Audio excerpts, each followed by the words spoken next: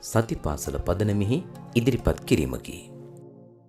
self safety support පුද්ගලයාගේ ස්වභාවය පුද්ගලයා ජීවත් වෙන පරිසරයෙන් පුද්ගලයාට කොච්චර ආරක්ෂාවක් ලැබෙනවද කොච්චර සහයෝගයක් ලැබෙනවද මේ සාධක තුන මත යම් ව්‍යසනකාරී අත්දැකීමක් පීඩාදායී අත්දැකීමක් යම් තර්ජනයක් ඇති කරන අත්දැකීමක් ව්‍යසනයක් බවට පත්විය හැක ස්ට්‍රෙස් එකක් ට්‍රෝමා එකක් බවට පත් වෙන්න පුළුවන් දරුවෙකු මුහුණ දෙන අත්දැකීම් 10ක් ගැන නිගමනය කරලා තියෙනවා මේ අත්දැකීම් වලට මුහුණ දෙන දරුවන්ට ඒ අත්දැකීම් ට්‍රෝමා බවට පත් වෙන්න වැඩි ප්‍රවණතාවයක් තියෙනවා කියලා.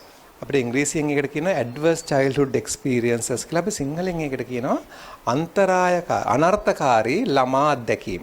දරුවට හොඳ පෞරුෂයක් තියෙනවා නම් self. ඊළඟට දරුවාගේ පරිසරය දරුවට ආරක්ෂාකාරී නම් විශේෂයෙන්ම මේ අන්තරායකාරී සාධක දරුවාට බලපාන්නේ නැහැ. අතිශය නිහඬ දරුවෝ වෙන්න පුළුවන්, අතිශය දඟකාරී දරුවෝ වෙන්න පුළුවන්, කියන දේ අහන්න නැති දරුවෝ වෙන්න පුළුවන්, යම්කිසි ආකාරයේ විනය ගැටලු ඇති දරුවෝ වෙන්න පුළුවන්. බොහෝ විට ඒගොල්ලන්ගේ මේ ප්‍රශ්න වලට මුල රඳා පවතින්නේ මෙන්න මේ අනර්ථකාරී ළමා අත්දැකීම් නිසා. පළවෙනි එක තමයි කායික හිංසනය, physical abuse. එහෙම නැත්නම් අපචාරය. දෙවෙනි එක මානසික වශයෙන් දරුවාව හිංසනයට ලක් කරනවා නම්. තුන්වෙනි කාරණාව අපි හැමෝම දන්න දෙයක් ලිංගික හිංසනය sexual abuse. 4 කායික වශයෙන් නොසලකා හැරීම. උදාහරණයක් හැටියට දරුවට අසනීප නම් දරුවා ගැන බලන්නේ නැත්නම් දරුවට කන්න බොන්න දෙන්නේ නැත්නම් ගෙදර අපි ඉංග්‍රීසියෙන් කියනවා physical neglect කියලා. පස්වෙනි එක මානසික නොසලකා හැරීම. දරුවාගේ ප්‍රධාන මානසික අවශ්‍යතාවය කුමක්ද? ආදරය. දරුවාට ලැබෙන්න ඕනේ ආදරය, සෙනෙහස. මේක දරුවාට ට්‍රෝමා එකක් වෙන්න පුළුවන්. පළවෙනි පහ දරුවාගේ පාසල ආශ්‍රිතව වෙන්න පුළුවන්. තව පහක් තියෙනවා. විශේෂයෙන්ම පෞල් පරිසරයේ වෙන්න පුළුවන් පහක්. පළවෙනි එක පෞලේ කවුරු හරි විශේෂයෙන්ම මව හෝ පියා මත්පැන් මත්ද්‍රව්‍ය පාවිච්චි කරනවා නම්. ඊළඟට පෞලේ කෙනෙකුට දීර්ඝකාලීන මානසික රෝග තියෙනවා නම්. මොනවාද දීර්ඝකාලීන මානසික රෝග? බින්නෝන්මාදය, ස්කිසොෆ්‍රීනියා වගේ දේවල්, විෂාදය වගේ දේවල්. ඒ විතරක් නෙමෙයි අපි නොහිතන හැබැයි හරිම සුලභ එකක් ලිංගික ඊර්ෂ්‍යාව. මගේ එක්කෙනාට කවුරු හරි ඉන්නවද කියලා කොච්චරවත් රණ්ඩු වෙන්නේ සැකේ. මේකත් මානසික රෝගයක්. හුඟක් වෙලාවට යට වෙලා තියෙන්නේ පවුල් වල. මේක එළියට එන්නේ නැහැ. මොකද මේක එළිය කතා කරන්නේ නැති නිසා. 7 වෙනි කාරණාව තමයි දීර්ඝකාලීන මානසික රෝග පවුලේ අයට තියෙනවා නම්. 8 වෙනි කාරණාව ඔය මත්පැන් මත්ද්‍රව්‍ය සහ සැකේ එකට එකතු වුනහම එන අඩදඹර ගෘහස්ත හිංසනය. 9 වෙනි කාරණාව තමයි දෙමව්පියන්ගේ පෞල් ජීවිතය බිඳ වැටීමත් එක්ක වෙන්වීම වෙන්න පුළුවන්. එහෙම නැත්නම් දික්කසාද වෙන්න පුළුවන්. දරුවාට වේදනාවක් ඇති වෙන ආකාරයට ඇති වෙන විවාහ බිඳ වැටීම.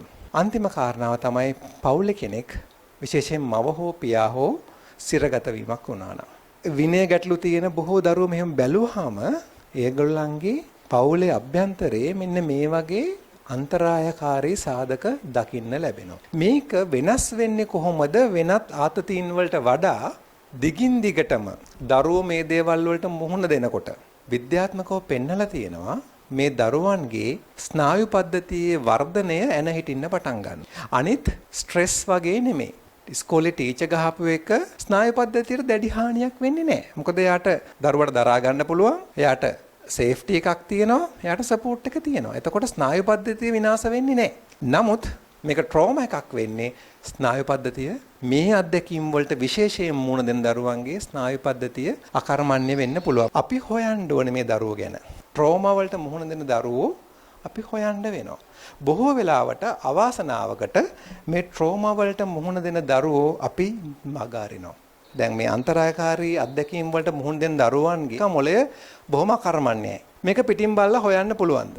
පාසලේ ඉන්න දරුවන්ගේ මූණ බලලා මෙයාගේ මොලේ නම් මෙහෙමයි මෙයාගේ මොලේ නම් අරමයි කියලා හොයන්න පුළුවන්ද? මේ මූණ බලලා කියන්න බෑ. මේ ලස්සන්ට hina වෙන ළමයි hina වෙලා හිටියට මේගොල්ලන්ට කොච්චර දුක් මේගොල්ලන්ගේ හිතවල මොන විදිහට ලියවිලා තියෙනවද කියලා හොයන්න බෑ.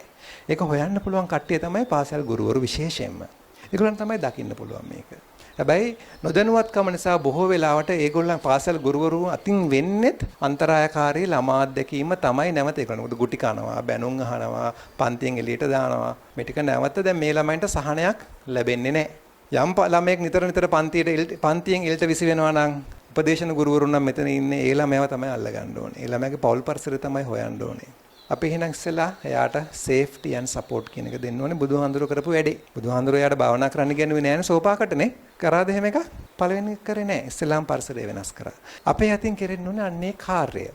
self safety support. කොහොමද අපි මේ දරුවාගේ self කියන එක දිනු කරන්නේ? මොකක්ද අපි දරුවාගේ දිනු කළ යුත්තේ? අපි දරුවන්ට දෙන්න ඕනේ අවස්ථා දිය යුතුයි. හැබැයි අවස්ථාවට අනුව හැසිරෙන්න කුසලතා දිය යුතුයි. කුසලතාවය කියන එක තමයි අපි දරුවන්ට දෙන්න ඕන දේ. විශේෂයෙන්ම මේ වගේ දරුවන්ට මේ ට්‍රෝමා වලට මුහුණ දෙන දරුවන්ට ලබා දිය යුතු කුසලතා 10ක් ගැන සඳහන් වෙනවා. මේ ජීවන නිපුණතා නැත්තම් life skills කියන එක තමයි අපි දරුවන්ට ප්‍රායෝගිකව ලබා දෙන්න ඕනේ. life skills සහ සතිමත්භාවය අතර දැඩි සම්බන්ධයක් තියෙනවා. වර්ධනයේ පළවෙනි පියවර self awareness. තමා පිළිබඳ දැනීම. මේක සතිමත් භාවයට සම්බන්ධද නැද්ද? මොකද්ද මේ self awareness කියලා කියන්නේ? මගේ සිතුවිලි, යෝනිසෝ මනසිකාරය. මට ඇති වෙන සිතුවිලි මොනවාද?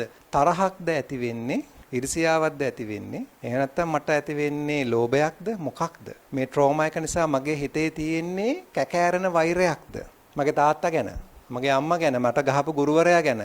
දරුවාට සතිමත්භාවයේ විශේෂයෙන්ම දැන් මේ ට්‍රෝමා තියෙන දරුවන්ට අපි හොඳ සේෆ් එන්වයරන්මන්ට් සපෝට් ලැබෙනකොට අපිට පටන් ගන්න පුළුවන් දේ තමයි සතිමත්භාවයේ පුහුණු කිරීම. තමාගේ හැඟීම් දැන ගැනීමට, තමාගේ හැඟීම් විශ්ලේෂණය කිරීමට උපකාර කිරීම. උපකාර කරනකොට මේගොල්ලන්ගේ ලයිෆ් ස්කිල්ස් දෙකක් වර්ධනය වෙනවා. ඒගොල්ලන්ගේ ඉමෝෂන්ස් කන්ට්‍රෝල් කරගන්න පුළුවන්. තරහ දැනෙනකොට තරහ පාලනය කරගන්න පුළුවන්. එහෙනම් අපිට සතිමත් භාවයේ self awareness තියෙනකොට ඒක control කරගන්න පුළුවන්. මේක තමයි දෙවෙනි life skill එක. emotions control කරගන්නකොට එයාට ඉස්සරහට එන stresses පාලනය කරගන්න පුළුවන්. stress එක එනකොට දන්නවා මට ප්‍රශ්නයක් එනවා. එයාට එතකොට cope කරගන්න පුළුවන් stresses. මේක තුන්වෙනි life skill එක. මේ self awareness මේ තුනත් එක්ක එකතු වෙලා දරුවා stable නැත්තම් ස්ථායී බවට පත් වෙනවා දරුවාගේ කායික සහ මානසික පරිසරය. එයාට තරහ යන්නේ නැහැ. තරහ පාලනය කරගන්න පුළුවන්. ප්‍රශ්නයක් ආවම දරා ගැනීම ප්‍රශ්නේ අඳුන ගන්න පුළුවන්. stable self. තමා stable නම්, තමා ස්ථාවර නම් එයාට අනිත් කෙනාගේ emotions ගැන, අනිත් කෙනාගේ හැඟීම් ගැන අවබෝධයක් ලබා ගන්න පුළුවන්. අපි ඒකට ඉංග්‍රීසියෙන් කියනවා empathy. සානුකම්පිතභාවය. අර අනිත් කෙනාගේ දුක දැකලා අපි උණු වෙන්නේ. දැන් මට මං ගැන අවබෝධයක් නැත්තම්, මට මගේ හැඟීම් ගැන අවබෝධයක් නැත්තම්, මං ගැන සතිමත් නැත්තම් තව කෙනෙක් ගැන ඇත්තටම දුක් වෙන්න පුළුවන්ද? සානුකම්පාව ඇති කරගන්න පුළුවන්ද? මේ අපිටත් ඒක ලබා ගන්න පුළුවන්. කොහොමද ලබා ගන්න? self awareness සතිමත් භාවයේ හරහා empathy කියන එක එනවා. empathy දියුණු වෙනකොට තවත් life skills දෙකක් අපේ දියුණු වෙනවා. effective communication. තව කෙනෙක්ගේ හිත රිද්දන්න නැතුව කතා කරන්නේ කොහොමද? තව කෙනෙක්ගේ හිත රිද්දන්න නැතුව අපි වැඩ කරන්නේ කොහොමද? effective communication. ඊළඟට interpersonal relationships. හොඳ අන්තර් සම්බන්ධතා ඇති කරගන්නවා. පටන් ගත්තේ මොකෙන්ද? self awareness සතිමත් භාවයෙන්. දැන් මේක මේ ගලාගෙන යනවා මේ පල්ලෙහාට. අපි මේ පල්ලෙහින් පටන් ගන්න අමාරුයි. පටන් ගන්න ඕනේ මෙතනින්. සතිමත් භාවයෙන්. empathy, effective communication, interpersonal relationships කෙනෙක්ගේ හොඳින් වර්ධනය වෙනකොට එයාගේ වර්ධනය වෙනවා stable relationships. stable self පළවෙනි තුනෙන්, ඊළඟ තුනෙන් stable relationships. පුද්ගලයා stable ස්ථාවරයි, එයාගේ සම්බන්ධතා ස්ථාවරයි. පුද්ගලයා හැටියට ස්ථාවර නම්, එයාගේ සමාජ සම්බන්ධතා ස්ථාවර නම්, එයාගේ මනස නිර්වුල් වෙන්න පටන් ගන්නවා. එතකොට තමයි creative thinking, නිර්මාණශීලී චින්තනය, critical thinking, සූක්ෂම චින්තනය, creatively හිතන්න, නිර්මාණශීලීව හිතන්න, සූක්ෂමව හිතන්න හැකියාවන් වර්ධනය වෙන්නේ. මේවා බුද්ධිමය හැකියාවන්. critical thinking, creative thinking වර්ධනය වෙනකොට ඔන්න අපේ වර්ධනය වෙනවා problem solving skills, effective decision making, problem solving ගැටලු විසඳා ගැනීමේ හැකියාව, creatively, critically හිතලා ගැටලු විසඳගන්නේ කොහොමද? තැනේ හැට්ට ඇනේ ගහන්නේ කොහොමද? හරි තීරණයක් ගන්නෙ කොහොමද? අපේ ඇති වෙනවා stable mind. මේ ඔක්කොම බුද්ධිමය හැකියාවන් අන්තිම හතර. මනස බුද්ධිමත් භාවය තුල බුද්ධිය වර්ධනය වෙනට අපිට කරන්න පුළුවන් දේවල්. දැන් බලන්න stable self, stable relationships, stable mind. Physical, psychological, social, spiritual. ඔය වචන හතර මොකෙද තියෙන්නේ? කායික, මානසික, සමාජීය සහ ආධ්‍යාත්මික යහපැවැත්ම ගැන මොකේද තියෙන්නේ? සෞඛ්‍ය කියන්නේ යන්නේ ඒකයි. සතිපාසල පදනමෙහි ඉදිරිපත් කිරීමකි.